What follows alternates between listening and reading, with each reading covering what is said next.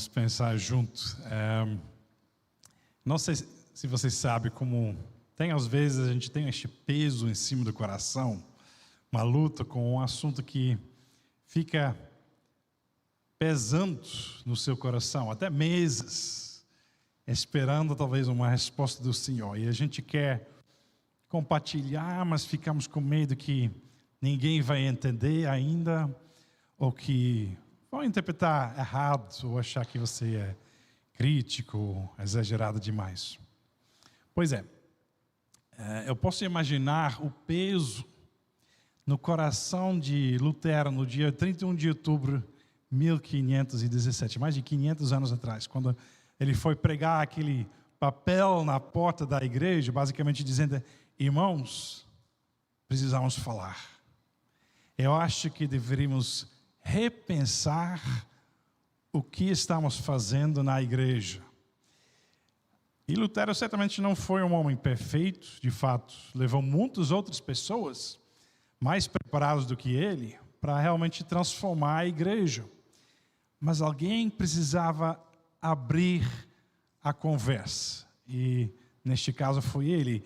E minha esperança hoje é que nós aqui, vocês e eu, podemos abrir a conversa sobre como nos preparar melhor para enfrentar um mundo cada vez mais enganador. Então, vamos orar por isso um momento. Pai, nós queremos te pedir que Teu Espírito Santo pode tocar no coração de cada um aqui, que nós podemos pensar junto realmente sobre o que está acontecendo no mundo já, que o Senhor já anunciou que ia acontecer, e que neste momento nós podemos ter o foco, a prioridade certa na vida e buscar realmente o Senhor para nos ajudar nestes momentos, para ser a melhor igreja nessa terra possível, para ser seus testemunhos, sua palavra para este mundo, Pai. Nós oramos que o Teu Espírito Santo enche cada um de nós aqui, em nome de Jesus. Amém. Então, a última vez a gente falou um pouquinho sobre as palavras de Jesus, como Jesus nos pede tomar algumas decisões bem radicais às vezes. E deixa eu ver aqui porque está falhando a minha mouse. E você lembra que Jesus realmente nos dá uma escolha preto e branco. Ele diz: olha, ou você é 100% ou nada. Ou eu sou prioridade número 1, ou esquece, porque não dá.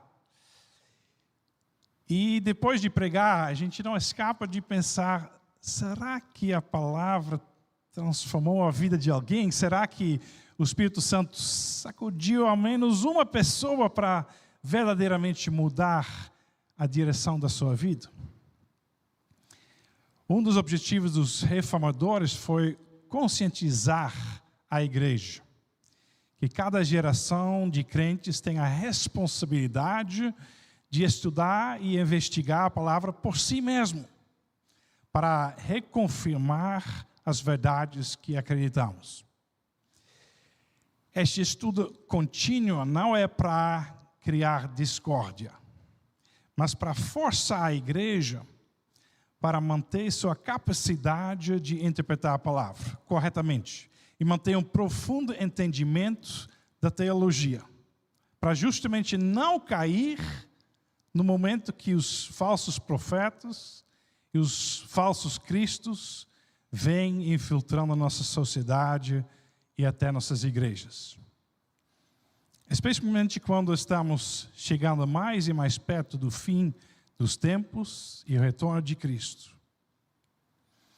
Infelizmente, a história nos mostra que a tendência humana, não só na igreja católica romana, mas até nas denominações protestantes, evangélicas, é querer estabelecer dogmas, coisas que não podem mais ser questionados pelas próximas gerações, nem estudados objetivamente. Em pouco tempo, todo o movimento chega ao ponto de simplesmente apresentar para os membros da igreja a definição final do que nós deveríamos acreditar.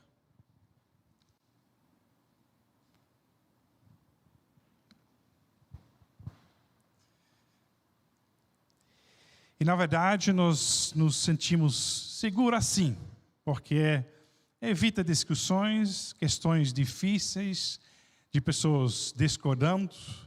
Parece seguro mesmo. Todo mundo pensa igual. Mas é igual soldados que, em tempo de paz, pararam de treinar de lutar, pensando que nunca mais vão precisar levantar a espada. E quando o inimigo chega na porta, não sabem mais se defender. Justamente o que os reformadores queriam evitar. A verdade se conserva pelo estudo da palavra, buscando o entendimento de Deus e não pela dogma.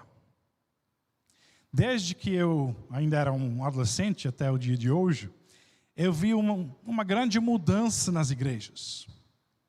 Na época, quando pessoas vieram para a igreja, ao menos eu e os meus amigos, a gente foi com este mesmo desejo de Paulo, que ele descreve em Romanos 1, 11 e 12.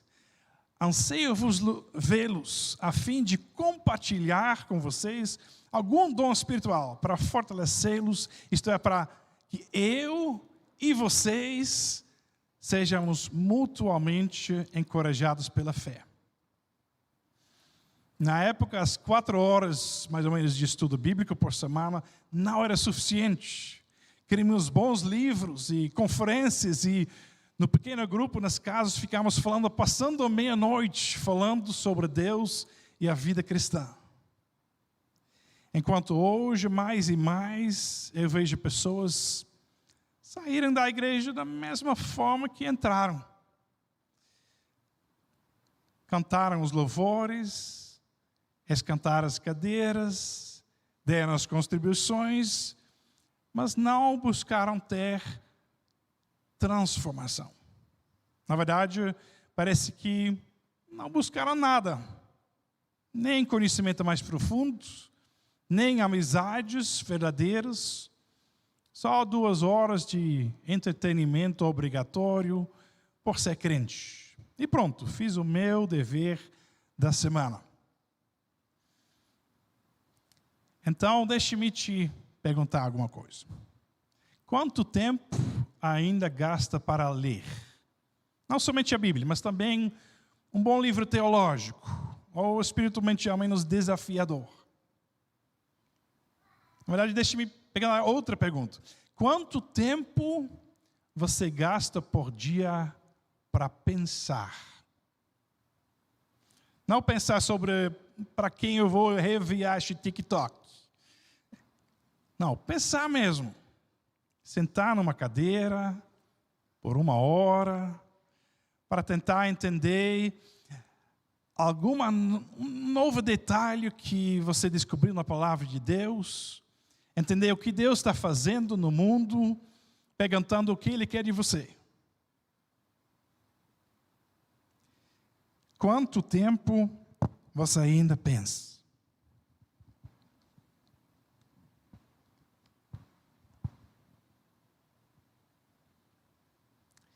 E só depois de conseguir a resposta, seguir a vida louvando a Deus por um novo entendimento da grandeza dele. Pensar, perdemos a vontade e o tempo de pensar hoje em dia. E, portanto, quando estamos juntos na igreja, não temos mais nada para compartilhar como Paulo queria. Nenhum dom espiritual para transmitir, só sentamos para ouvir. E você, homem, você talvez não quer concordar com Paulo, e eu admito, não é o mais fácil. Deixa eu ir para baixo aqui de outra forma, porque não está funcionando este mouse.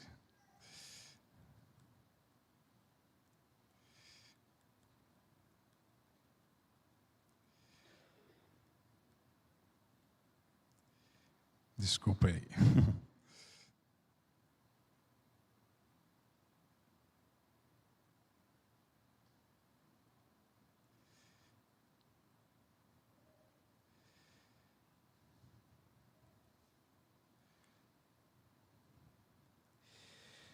Você já leu este versículo, né?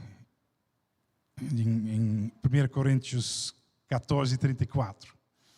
Não é o mais popular hoje em dia e talvez a gente gostaria que não estava na palavra de Deus, mas quando Paulo fala, conservam-se as mulheres caladas na igreja. Em versículo 35, se porém querem aprender alguma coisa, interroguem em casa seu próprio marido. Agora, esquece um momento o silêncio, e o politicamente correto desta geração. Mas responde essa pergunta sobre este versículo. O que a palavra de Deus diz aqui?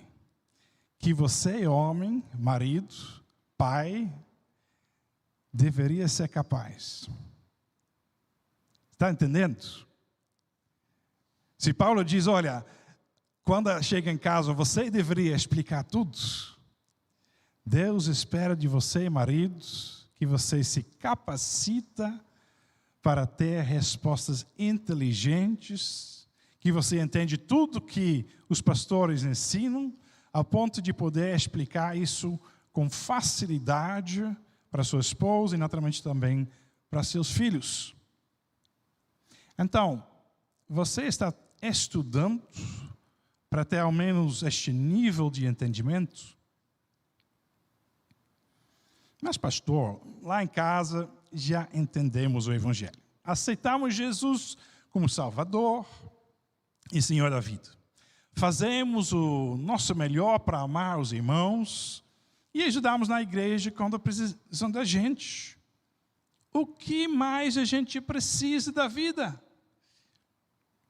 Porque fazer difícil sobre teologia, sobre a ciência, a Bíblia, sobre questões meio filosóficas, sobre Deus e a Trindade e tudo.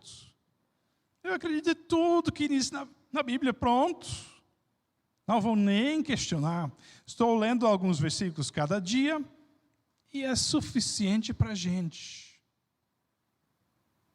Será, irmão? Será que isso é suficiente para você e seus filhos ficaram de pé nos últimos dias antes do retorno de Cristo?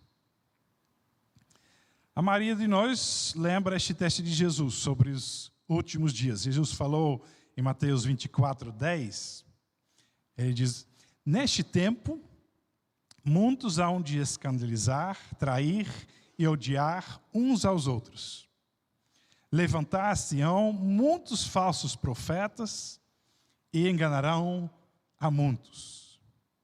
E por se multiplicar a iniquidade, literalmente, essa palavra quer dizer, tipo, ficar sem lei, ignorar a lei, não reconhecer nenhuma autoridade.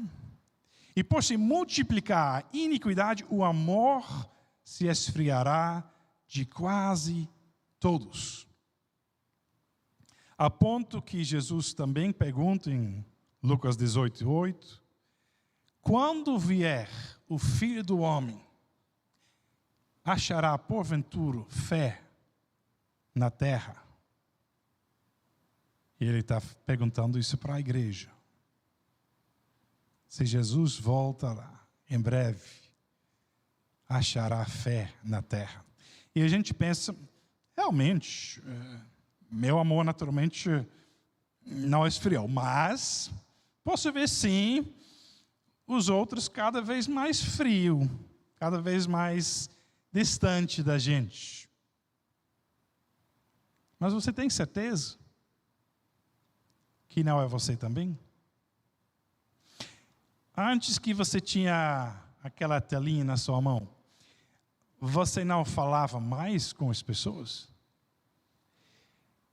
Investia mais tempo em relações verdadeiras, pessoais, com conversas mais profundas? Lembra da época que você ainda usava o telefone para ligar, para falar com alguém? Diretamente? Por horas até, em vez de mandar pequenas mensagens insignificantes. Será que você também não está se afastando das pessoas, especialmente depois da pandemia, talvez, esfriando? Aí tem algumas crianças, talvez, já olhando para outra, se pegando lá, realmente existia uma época que não tinha celular? Como as pessoas mandaram emojis e mostraram vídeos engraçados? Sabe, a gente nem pode mais imaginar que até um século atrás, e por toda a história da humanidade, por milhares de anos, pessoas nem tinham um rádio para ouvir notícias. As interações eram todas pessoais e locais, o dia inteiro. À noite as pessoas sentavam em redor de uma lareira ou uma mesa com uma vela e compartilhavam a vida. Deus nos desenhou para interagir pessoalmente, usando não só palavras, mas também linguagem corporal, emoções reais em vez de emojis, pegando na mão da pessoa e dando um abraço nos tempos difíceis. Chorar com os que choram e rir com os que se alegram. Mas, pastor, hoje posso falar com meu irmão que mora num outro estado e ver ele na telinha ao mesmo tempo. É fantástico, até melhor do que antes. É verdade. É bom falar com meu pai na Holanda. Só que antigamente, fora de talvez alguns missionários, a família jamais ia se espalhar pelo país. Na verdade, moravam bem pertinho, na mesma cidade, no mesmo bairro. Cuidavam um do outro até a velhice, até dentro da mesma casa se precisava. Na década que nós começamos a colocar nossos pais velhos sobre o cuidado dos outros e diminuímos a convivência com nossos filhos para somente as primeiras 2 décadas da vida, a lei de honrar seu pai e sua mãe começou a ser esquecido. A sabedoria dos pais e dos avós ignorado. A nova geração até pensa que sabe melhor.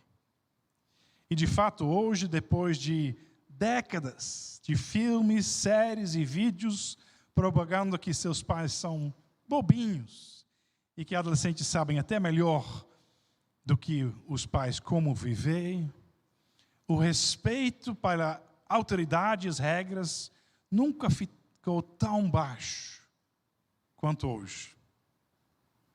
São convencidos que sabem melhor e que ninguém tem direito de mandar neles. E é exatamente isso que Jesus está dizendo. Que nos últimos tempos, é a falta deste respeito pelas autoridades, pela sabedoria das regras, que faz o amor esfriar, que faz os filhos se levantar contra os pais, etc. E é neste contexto, onde os filhos querem se livrar da sabedoria das gerações anteriores, que lemos as palavras de Jesus em Mateus 24, 24. Porque surgirão falsos cristos e falsos profetas, operando grandes sinais e prodígios para enganar, se fosse possível, até os próprios eleitos. E você logo me diz, mas que falsos cristos e profetas, pastor? Ninguém se chama mais Cristo hoje em dia, ou pretende ser profeta. fazendo sinais e milagres e tudo. Será que Jesus estava errado, meus irmãos? Não conhecia nosso futuro? Ou será que você não entendeu sobre o que ele estava falando? Porque o que é a essência de um falso profeta? Não seria um homem, ou até uma mulher hoje em dia, que tenta publicamente apontar o povo para uma inverdade, para mudar a forma de viver e seguir a mentira que pregam? Se foi o Cristo que anunciou o caminho para Deus, não são os falsos cristos, aqueles que estão anunciando o caminho para a perdição?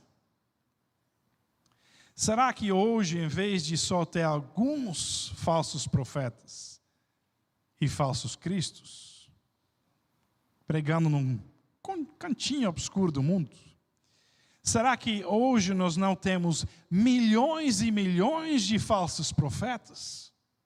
Canais de opiniões, de fake news, influencers, 24 horas por dia, que publicamente para o mundo inteiro ouvir, onde quiser, até no íntimo do seu quarto, no quarto do seu filho, apontam ao povo para uma abundância de mentiras, chamando você para viver a sua vida sem a lei de Deus, dizendo que todos os caminhos vão até Deus.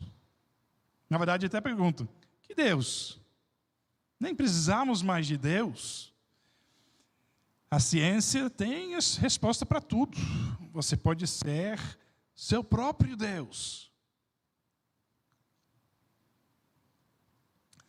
Veja como Paulo repita as palavras de Jesus em 2 Tessalonicenses 2:9. A vinda desse perverso, que é a mesma palavra que Jesus usou em Mateus 24, sobre o homem sem lei, né, sem respeito pelas autoridades. A vinda desse perverso é segundo a ação de Satanás, com todo o poder, com sinais e com maravilhos enganadores. Ele fará uso de todas as formas de engano da injustiça para os que estão perecendo, porquanto rejeitaram o amor à verdade que os poderia salvar. Satanás não vai pensar: essa mídia eu não vou usar, essa parte eu vou deixar santo. Não, ele vai usar todas as formas de engano. Nossa é a geração que vai enfrentar essa ação de Satanás e, de fato, já está enfrentando. Mas ainda temos amor pela verdade? Por cada única frase verdadeira da palavra de Deus que seus filhos ainda ouvem na igreja ou na sua casa, eles vão ouvir literalmente centenas de frases que negam a verdade de Jesus. Tecnologias e imagens impressionantes, sem parar. Do levantar de manhã nas telinhas, nas aulas fora de casa, nos livros de ensino até e na televisão à noite, sem parar, para enganar, se fosse possível, até os próprios eleitos. Esses são os tempos de hoje e estamos perdendo a batalha. Quando os filhos de muçulmanos dedicados chegam a uns 13 anos de idade, já sabem o Alcorão decorado. E os filhos de judeus ortodoxos com 13 anos já sabem recitar a Bíblia em hebraico. Ambos já foram ensinados toda a teologia básica da sua religião nessa idade. Agora, quando os filhos de evangélicos chegam a uns 13 anos de idade, eles já sabem as historinhas da Arca de Noé, de Daniel na cova de leões e de Davi e Golias. E já ouviram falar que Deus criou o universo em 6 dias. Só que já não podem mais acreditar nisso, porque já aprenderam na escola que o universo deve ter uns 14 bilhões de anos. Então, o que mais eles deveriam duvidar? Se não me engano, foi o James White, um apologista famoso dos Estados Unidos, que recentemente falou, e eu estou parafraseando só de memória, mas alguma coisa assim. Enquanto nós estamos organizando noites de pizza e diversão para nossos adolescentes e jovens na igreja, o mundo está bombardeando os nossos filhos com Bart Ehrman, Richard Dawkins e a nova ateísmo, feminismo radical, esquerdismo extremo e todas as perversões contra a ordem da criação imagináveis. Não há nenhuma surpresa que quando eles ingressam na universidade, em pouco tempo percebem que eles não têm nenhum bom argumento teológico, científico ou até filosófico para defender a sua fé. E não é nenhuma surpresa que nos próximos anos não encontramos eles mais na igreja. E nós, como pais, nos perguntamos: como isso aconteceu? O que eu fiz de errado? Estamos no mês de missões, então queremos dar atenção para missões. E como eu sou missionário, veio para o Brasil para fazer missões, vejo realmente a importância disso. Mas hoje, não posso escapar da ideia que não adianta pensar em alcançar os tribos e os povoados, se ao mesmo tempo estamos perdendo nossos próprios filhos para o mundo. Acredite que a missão está se tornando salvar a própria igreja da morte para não acabar com todas as missões. Então, quando, como pai, me pergunto o que eu fiz de errado, a resposta provavelmente não é achar o erro em que nós fizemos, mas justamente em que nós não fizemos. O mundo em nosso redor mudou completamente nas últimas décadas. Completamente.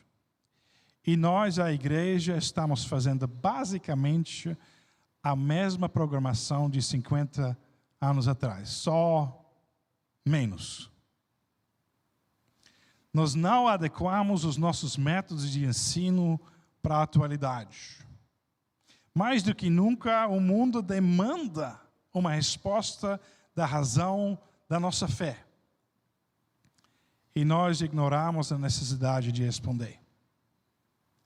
Nós ignoramos 1 Pedro 3,15, que nos manda ter uma resposta, que diz: sempre estejam preparados para responder a todo aquele que vos pedir razão da esperança que há em vós. E a palavra grega para responder se refere para dar uma resposta inteligente, baseada em fatos e na razão, e não só de uma fé sentimental.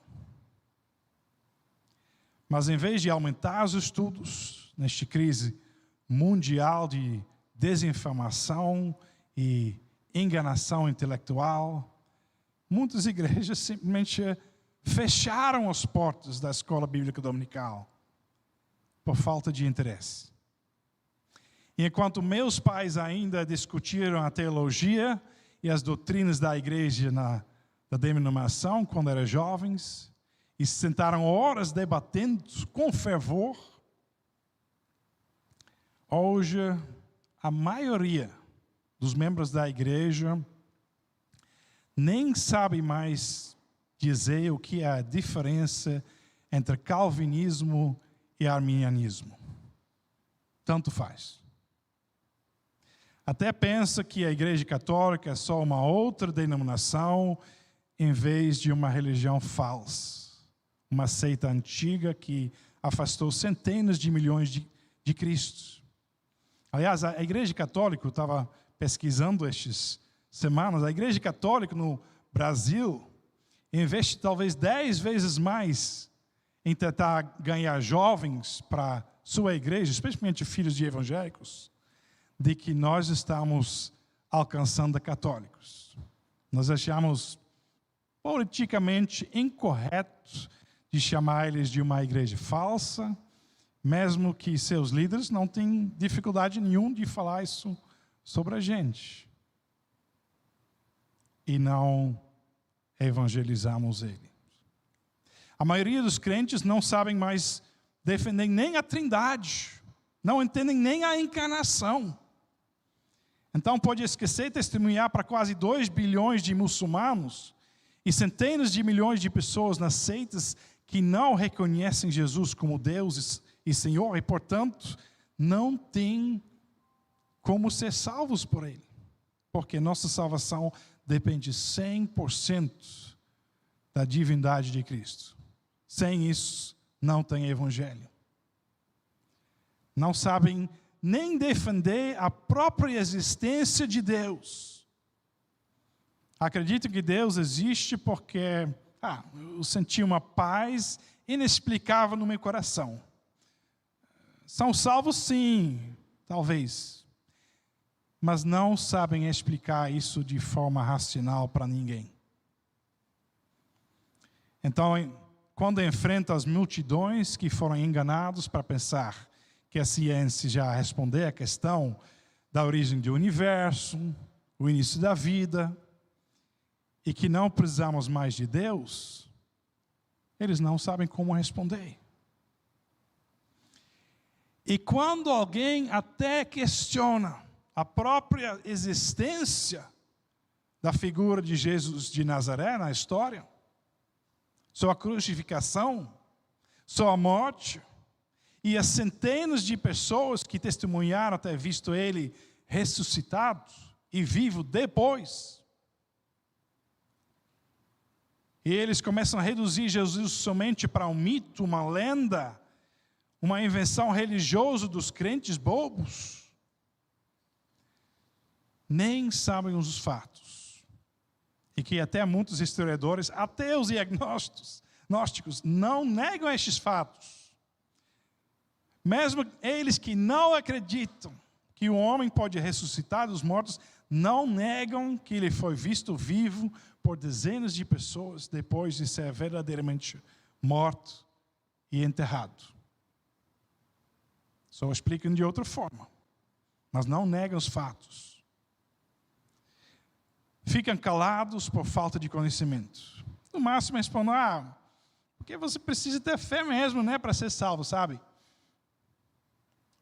Mas fé em o que no final? É ainda alguma surpresa quando uma grande parte dos nossos adolescentes na igreja hoje não vão seguir Jesus Cristo daqui em 5 ou 10 anos, porque é isso que nós estamos vendo nas igrejas. Você fica surpreso que eles vão estar vivendo no mundo? Deixe-me perguntar para você, que são pais de jovens ou adolescentes. Você ainda tem respostas adequadas para seus filhos, quando questiona a verdade bíblica que você acredita? Você ao menos sabe o que eles estão questionando? Ou sobre o que eles estão sendo questionados por todo mundo, na escola, nas mídias, na universidade?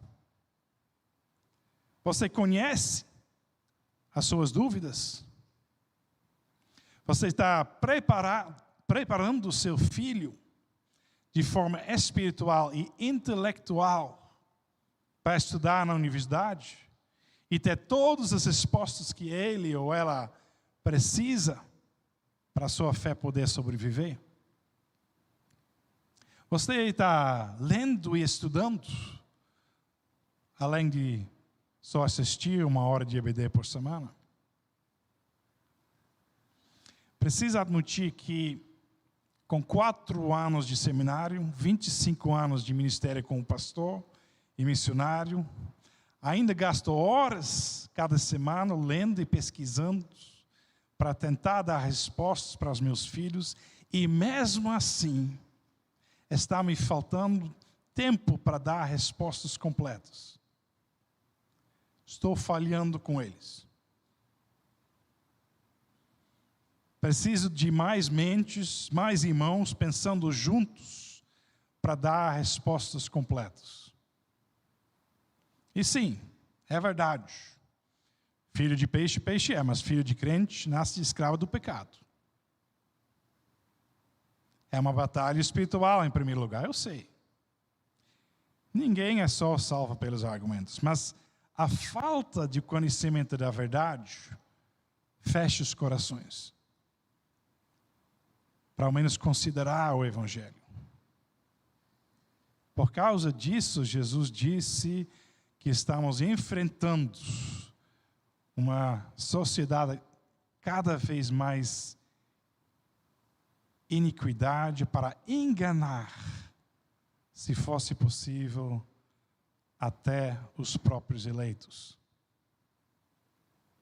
Você já pensou sobre isso? Jesus, autor da vida, toda a vida, está dizendo, até as pessoas que Ele mesmo escolheu e anotou no livro da vida antes da fundação do mundo, estão em perigo de ser enganados por este mundo atual.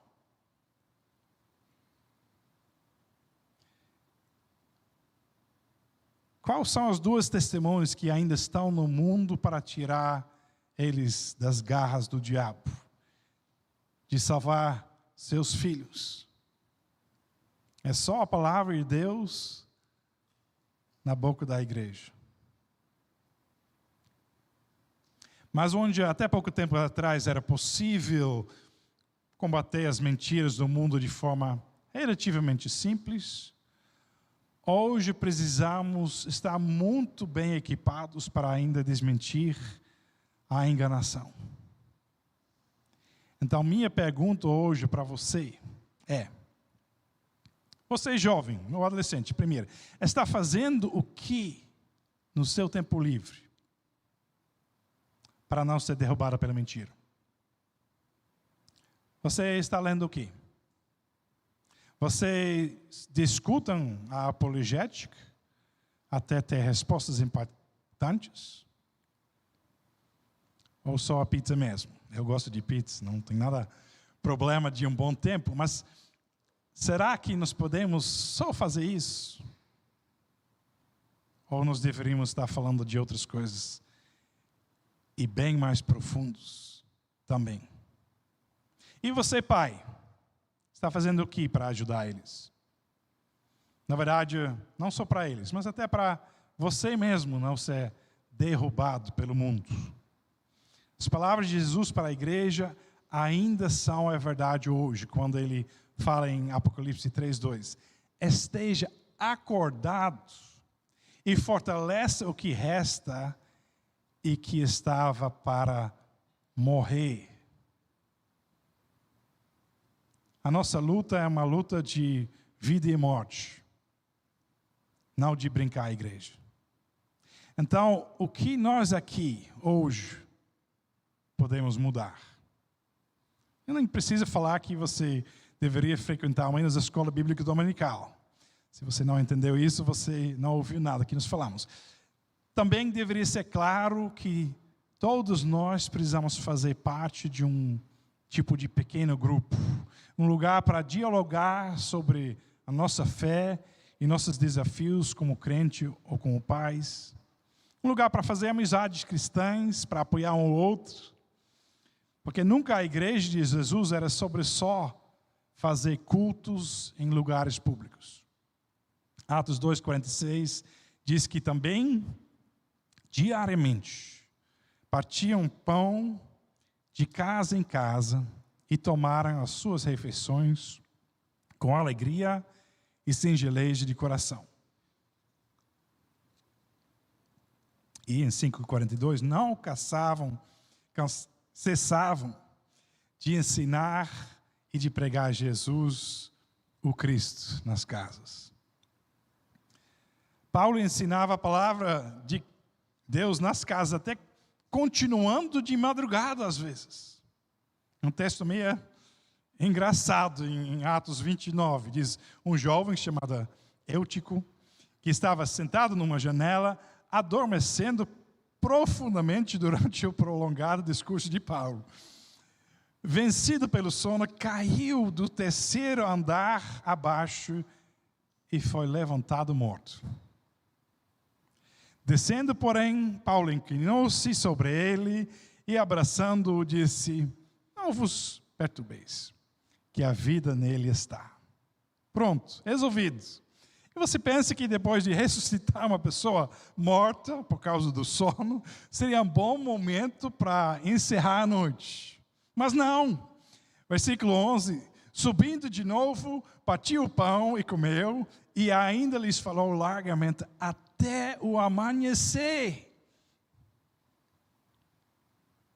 Mas quando hoje eu falo por mais de 1h30 na EBD ou no discipulado, sou repreendido. Já é suficiente por essa semana, pastor. Temos outras coisas para fazer ainda. Agora preciso dos meus 28 horas semanais de Instagram, TikTok, Facebook, WhatsApp, YouTube, além de Netflix, Amazon Prime, Disney Plus e os demais, para equilibrar todo este conhecimento. Alguém ainda fica surpreso que nossos filhos se perdem? Claramente, o que nós estamos fazendo hoje não é mais suficiente neste mundo onde, se fosse possível, até os eleitos seriam enganados. Acredito que precisamos rever todo o nosso ensino infantil. Esquece Noé na cova de Golias. E vamos pensar como ensinar o máximo que eles podem entender em cada idade, sobre as verdades teológicas. Se os muçulmanos podem fazer isso, nós não deveríamos fazer melhor? Para quando chegam aos 11, 12 anos, já são blindados contra as inverdades que vão ouvir nas escolas, e as incontáveis mentiras e fake news que vão ver na telinha de mão ou na televisão. Você já parou de pensar uma vez o que João, o apóstolo João, viu nas visões em Apocalipse? Que ele viu nossa época, nosso tempo. Só que ele não entendia nada de que estamos fazendo aqui. Não tinha eletricidade, não tinha quase nada que você pode ver. Não ia até nesta época. E quando ele fica falando, literalmente, que todas as pessoas, menos os eleitos, adoravam a besta e sua imagem. Que imagem era essa exatamente? Será que ele viu todas as pessoas com a cabeça dobradas como uma estátua de Maria na mão? Ou talvez com uma telinha cheia de imagens e histórias para desviar todo o povo para longe de Deus? João talvez não sabia o que era um celular, mas ele sabia reconhecer um povo sendo enganado, um povo que não sabe mais a diferença entre a verdade e a ilusão. Literalmente, o deepfake hoje até pode mostrar pessoas falando coisas que nunca falaram e não dá mais para saber. Você talvez ainda é capaz de entender a diferença, mas o seu filho vai saber? Com tantas vozes falando contra Jesus, ele ainda vai conseguir ter suficiente fé para conhecer a verdade? Acredite que nós precisamos radicalmente mudar o ensino para nossos filhos, pequenos e grandes, para ao menos dar uma chance para eles. Agora vem a pergunta: mas quem vai ensinar eles? Só o pastor? Irmãos, não tem hora suficiente no dia para estudar e preparar tudo que ele precisa fazer e ainda pregar, orar, administrar e atender toda a igreja. A profissão do pastor é entre as mais estressantes do mundo, com carga horária quase sem limite, onde ele nunca fez suficiente e sempre vai ser criticado por alguém. Diferente da primeira igreja, nós nos acostumamos com a ideia que um profissional faz todo o trabalho e que nós estamos aqui para apenas assistir e ajudar um pouquinho. E se nós não mudarmos isso, quem vai pagar o preço vão ser nossos filhos. E não são nossos filhos. Esquece missões e evangelizar todas as pessoas em nosso redor que estão sendo perdidas. Porque sem respostas inteligentes e bem elaboradas, nós não vamos poder mais alcançar eles. Vão ser enganados pelo mundo e pelo próprio Satanás. Se queremos falar de missões, então nossa missão é primeiro acordar a igreja que está prestes a morrer e nos juntar com o pastor, para nos esforçar nos estudos da palavra, muito além do que estamos fazendo hoje. E qualquer outro conhecimento necessário para compartilhar e ensinar a verdade de Jesus Cristo. Acredito que é a hora dos homens de Deus se levantarem para fazer uma diferença. Estudar com fervor a palavra de Deus, as ciências, entender os argumentos e as mentiras do mundo e as falsas religiões e dar uma resposta. É hora para as Déboras reuniram o povo para orar por nossos filhos.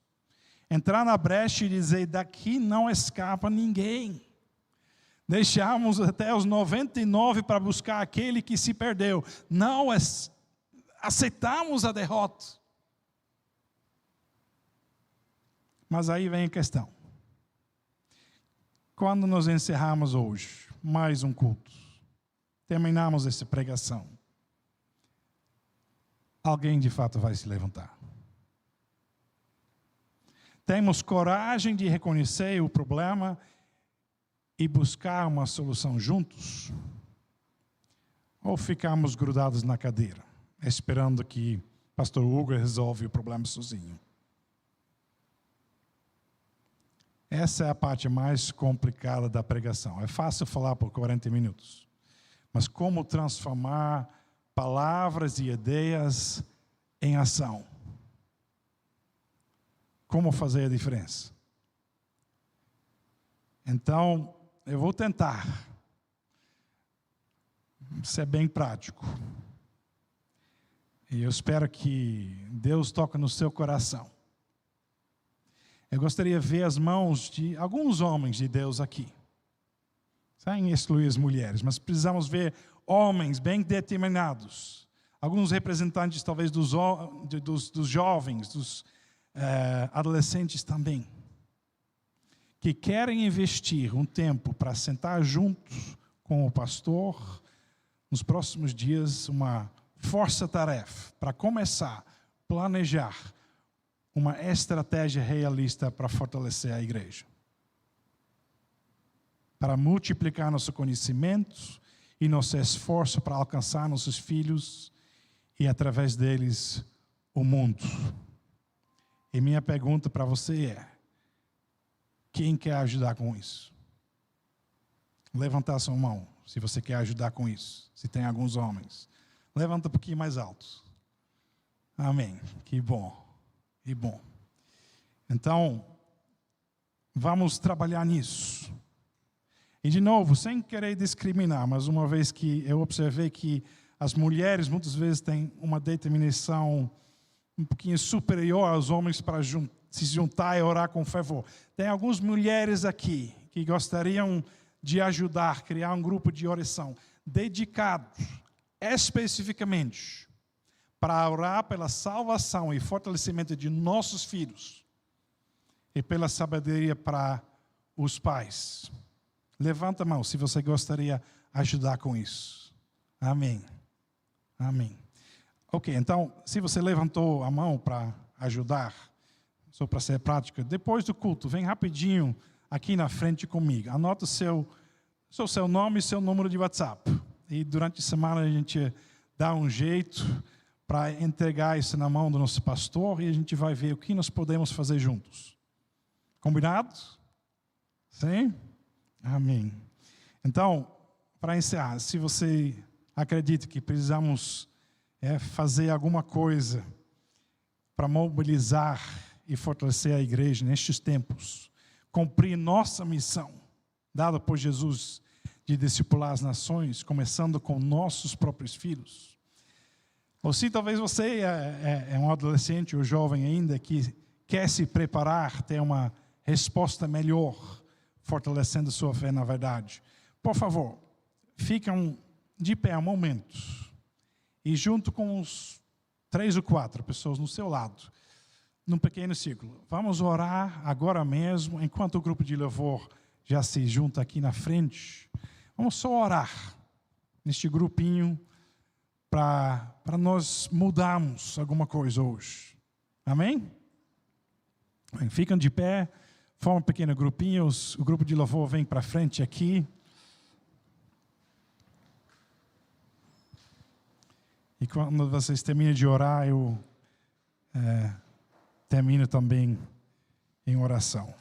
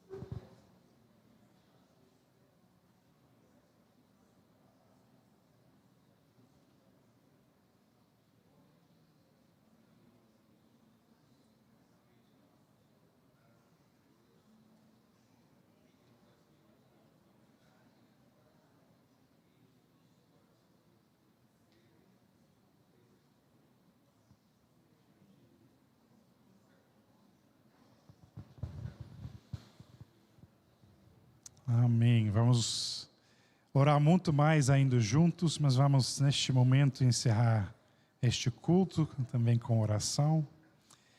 Pai, nós te louvamos e agradecemos pela tua palavra. É tão completo, é tão rico. Temos tanto para estudar e tanto para falar para o mundo sobre o teu amor, tua grandeza, sobre tudo que o Senhor fez e ainda está por vir, o teu reino, Pai. Nos ajuda a ser testemunhos fiéis, pessoas que não são ignorantes, mas são pessoas que estudam com fervor mesmo, para dar respostas para este mundo, para dar uma razão da nossa fé, Pai. É isso que nós oramos, o teu ajuda, teu Espírito Santo, para nos encher de novo e de novo, para fazer isso, Pai. Em nome de Jesus. E que a graça do Senhor Jesus Cristo e o amor de Deus e a comunhão do Espírito Santo sejam com todos nós. Amém.